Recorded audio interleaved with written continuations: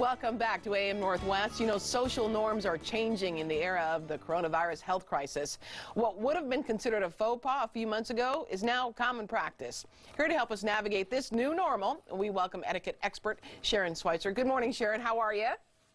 Good morning, Helen. I'm doing well. How are you doing? Good. Well, let's talk about some of these things because definitely things are changing. And let's talk about etiquette. So shaking hands is no longer a thing to do.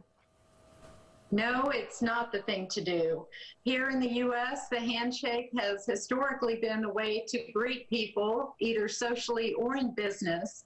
And now that we have the 6 foot or 2 meter social distancing rule, people can't walk up and shake hands like they normally do. So what people are doing are they're either nodding, sometimes they're bowing, sometimes they're waving. But even the elbow bump, you have to be within 6 feet or 2 meters. Yeah, you can't do the elbow bump anymore either. What do you suggest? Well, what people can do is what they're comfortable with. Okay. So they can wave, they can say to people and be proactive and say, you know, I normally would shake your hand, but in light of what's happening right now, I'm not even going to offer to shake your hand. Maybe when this passes, we'll be able to do that again in the future, but not right now. Petting the dogs.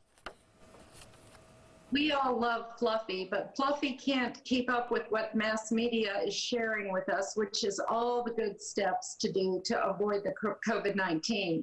So when you're out walking Fluffy in the neighborhood, the best thing you can do when you see someone approaching who's going to want to pet your dog is to put your dog on the other side of you and say, as that person approaches, I would love to pet your dog, and I know you would love to pet mine, but we can't do that right now. Not only will we be within 6 feet of each other, but we really don't know everything about COVID-19 right now. So let's wait until everything is resolved, and then maybe our pets can have a play date together. That's a good idea. And then, you know, just the idea that you have to keep away from somebody, you have to keep your distance from somebody feels rude. It does, and I think if we are proactive in being kind and letting people know that, you know, this is such an uncertain time, we really don't know everything yet, and as we know, the experts are changing things every day, sometimes every hour.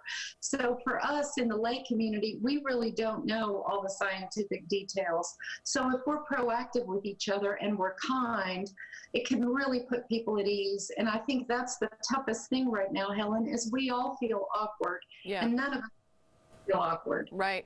We're getting invitations to things like Zoom meetings. And for some of us, we don't know how to respond. What are your suggestions? And to be, you know, have good manners about it, of course. Well, Zoom is the latest thing. Zooming, Skyping is also becoming really popular, even though we've had Skype for a long time now. So you have to look and decide if you want to attend that Zoom meeting or not. And then a lot of people are trying to decide, if I attend, I really like it whenever they give me a personal password or something that shows the meeting's protected and I'm not going to be Zoom bombed. Right. So what you want to do is really check those meetings out and see what the topic is. A lot of people are moving from weddings, christenings, and graduations to virtual events because they can't attend those great big events anymore, but they still want to celebrate with their loved ones. So Zoom is becoming extremely popular, or any kind of virtual celebration is becoming very popular. Do you have people, do you think it's a good idea for people to remove their shoes if they have to go somewhere, come to someone's house, say? Well, the experts are telling us that that is a very good idea to do. And in many cultures, say the Czech Republic, Poland, Central Europe, Asia, many people remove their shoes anyway as a part of their culture. So if you go to someone's home and they ask you to remove your shoes, it's very kind and polite to go ahead and do so. And many times they'll have slippers or they'll have shoe protectors or something else for you to pop on your feet right there at the front door.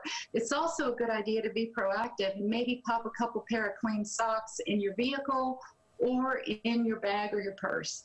Putting on a mask, we really need to do it, especially when we go to the grocery store or any enclosed space. Yes, it is a really good idea to wear a mask. In fact, I just received an email this morning from American Airlines saying that starting May 11th, they're going to require passengers who travel to wear a mask. I believe Delta and some of the other airlines are doing the same thing. So if you're going to go out, it's a great idea to wear a mask, whether your state, city, or county wants you to do it or not. Now, we do have people with certain physical limitations, Helen, that can't wear a mask. Right, right. COPD, respiratory illnesses, or claustrophobia.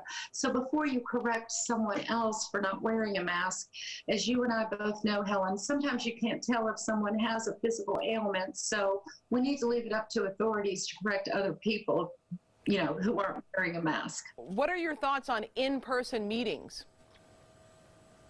Well, I would follow the law in the jurisdiction that talks about whether you should have in-person meetings or not. I know some of the governors and some of the states are opening those states back up for business, and I believe in certain jurisdictions they are still keeping the limit on 10 or fewer people within a business or within a location.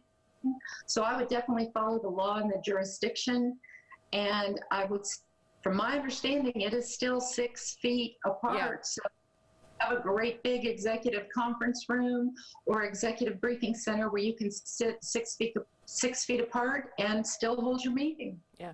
Sharon, thank you so much. Great talking with you as always. Appreciate it. It's a pleasure, Helen. All right, we'll be right back with more AM Reports. Don't go away.